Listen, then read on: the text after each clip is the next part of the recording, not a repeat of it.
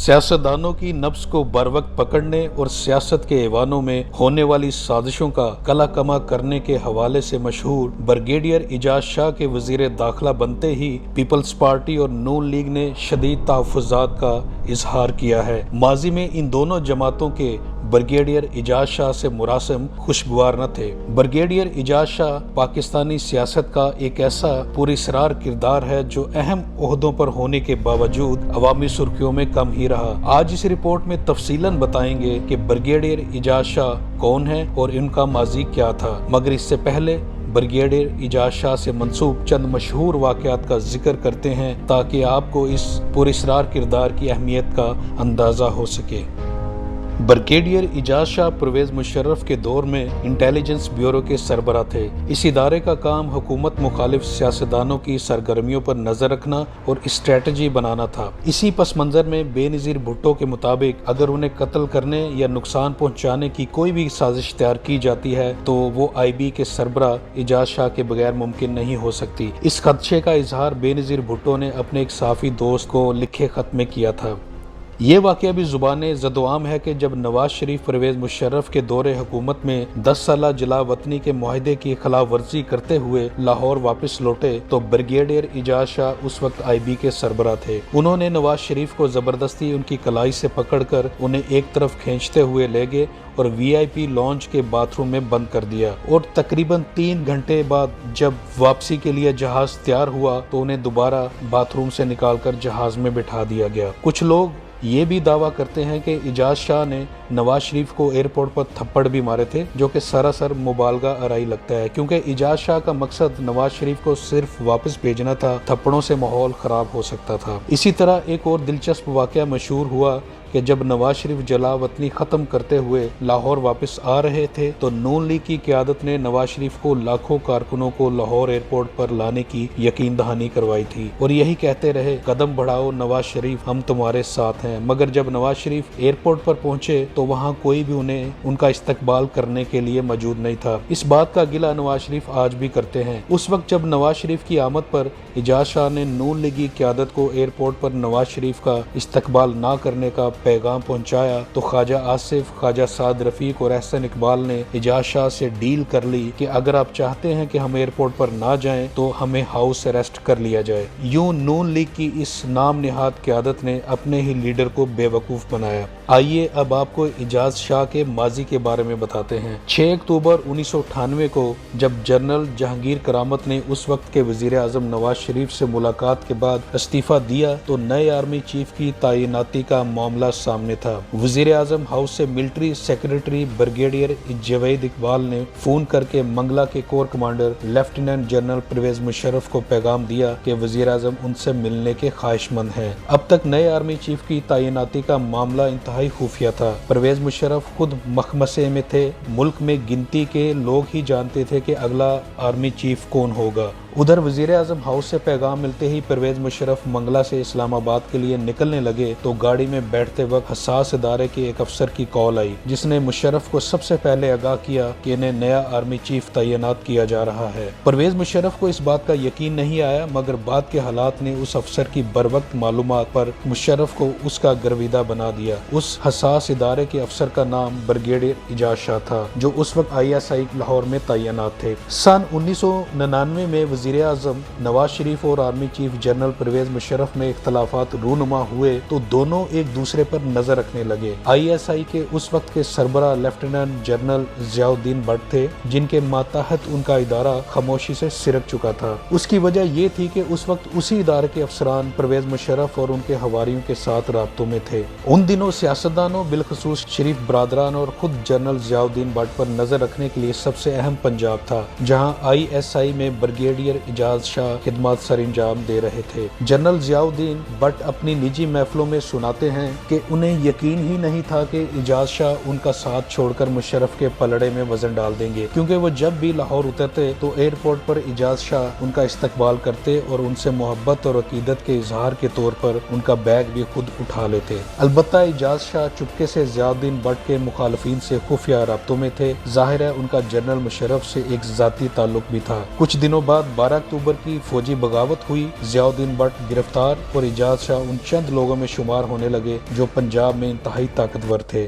General Ziauddin Bhatt कहते हैं कि अब उन्हें इजाज शाह से कोई गिला नहीं, क्योंकि इजाज शाह उनसे मिलकर माजरत कर चुके हैं। 12 अक्टूबर के फौरी बाद ब्रिगेडियर इजाज शाह की फौजी मुलाजमत खत्म होने पर इन्हें पंजाब में ही होम सेक्रेटरी के ओहदे पर तैनात कर दिया गया। यहाँ तैनाती के दौरान इजाज शाह ने नवंबर 2003 तक अलकायदा, लश्कर झंगवी, सिपाही सहाबा, जैश मोहम्मद जैसी कमोबेश 15 जमातों के खिलाफ क्रैकडाउन की निगरानी भी की। इसी अमल में इजाज शाह पर उन जमातों के बाज रहनुमाओं के साथ करीबी ताल्लुकात के इल्जामात भी लगे। इजाज शाह अमरीकी सहाफी डैनियल पर्ल के जनवरी 2002 में अगवा के बाद उस वक्त बैनुल-अक़वामी मीडिया की नजरों में आए कि जब उन्होंने फरवरी 2002 को बरतानवी नजात पाकिस्तानी अस्करियत पसंद अहमद उमर सईद शेख को गिरफ्तार करवाने में अहम किरदार अदा किया। इजाज शाह ने खुद बताया कि जब सिक्योरिटी इदारों को अहमद उमर सईद शेख की डैनियल पर्ल के अगवा में मुलव्वस होने का पता लगा तो उनसे राब्ता किया गया था। शोमई किस्मत के अहमद उमर सईद शेख के ननिहाल का ताल्लुक इजाज शाह के आबाई इलाके ननकाना साहब से था। इजाज शाह की होम सेक्रेटरी पंजाब तैनाती के दौरान परवेज मुशर्रफ ने मुल्क में नए इंतखाबात मुनक़द करवाने का हुक्म दिया, तो उस वक्त के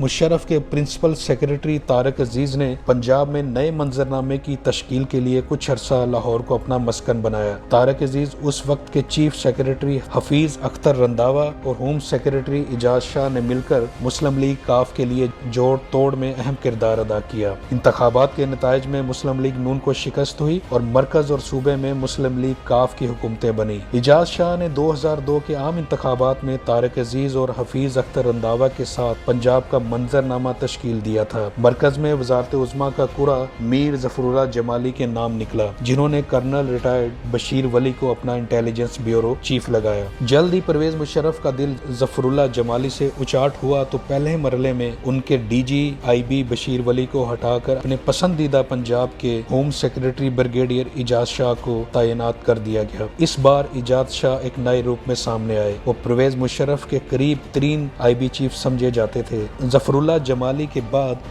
मुख्तसर अरसे के लिए चौधरी शुजात और फिर शौकत अजीज वजीर आजम बने तो इजाज शाह बदस्तूर सदर और army chief general retired Pervez Musharraf को रिपोर्ट करते रहे। उनके दौर में IB मुतहरक इदारे के तौर पर सामने आई, ताहम ये इजाज शाह का दौर ही था जिसमें IB की मुख्तलिफ गैर मुमालिक में पोस्टिंग को ISI के हक में दस्तबरदार कर दिया गया, जिससे IB को बड़ा नुकसान हुआ। परवेज मुशर्रफ की तनज़्ज़ुली का आगाज उनकी तरफ से 9 मार्च 2007 को साबिक चीफ जस्टिस से मुलाकात के बाद बरतरफ करने से हुआ। उस मुलाकात में उस वक्त ISI के सरबरा lieutenant general Ashfaq Parvez Kayani, DG military intelligence major general Ijaz Nadeem Mian और IB chief brigadier Ijaz Shah भी मौजूद थे। हर आने वाला दिन मुशर्रफ के इक़्तिदार पर उनकी गिरफ्त कमजोर से कमजोर करता गया। इजाज शाह ने बाद में अदालत में दीगर अफराद के साथ मुशर्रफ के हक में अपना बयान हल्फी भी जमा करवाया था। परवेज मुशर्रफ ने अपने कमजोर होते इक़्तिदार को बचाने के लिए बेनज़ीर भुट्टो से मुज़ाकरात किए तो उन्हीं दिनों बेनज़ीर भुट्टो ने कालादम तंजीमों के अस्करियत पसंदों की मुबैना धमकियों के पेश नज़र एक खत में दीगर अफराद के साथ ब्रिगेडियर इजाज शाह का नाम भी मुमकिन कातलों की फहरिस्त में लिखा।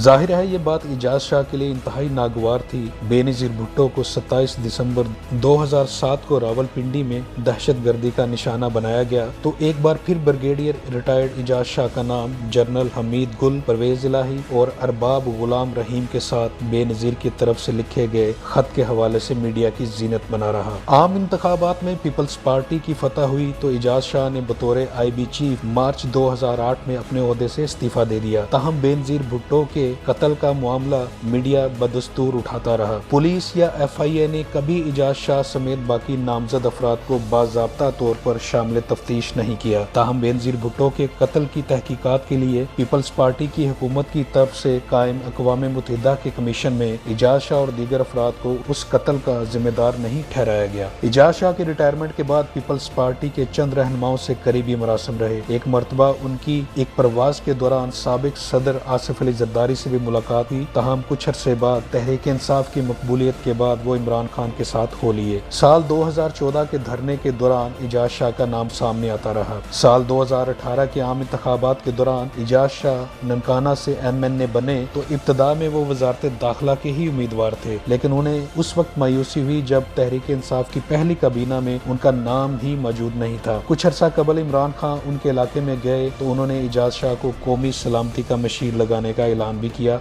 मगर बावजूद उसका नोटिफिकेशन ना हो सका और फिर इन्हें वफाकी वजीर पार्लिमानी अमूर लगा दिया गया। अब जबकि वजीर आजम इमरान खान उन्हें वजीर दाखिला बना चुके हैं तो दरअसल हुकूमत ने अपोजिशन जमातों को बड़ा वाजिया पैगाम दिया है, अपनी हद के अंदर रहना। एक तरफ एहतसाब की काट से बड़ी बड़ी मछलियों को काटने की तैयारी है। अगर किसी ने इन गिरफ्तारियों को वजह बनाकर जल्द से जुलूस या रैलियां निकालना चाहिए तो उनसे सख्ती से निपटा जाएगा। हुकूमत ने इजाज शाह की तैनाती से पैगाम दे दिया है। अब देखना है कि एहतसाब के हथौड़े का सामना करने वाले सियासतदान कांट छांट के माहिर इजाज शाह से कैसे निपटेंगे।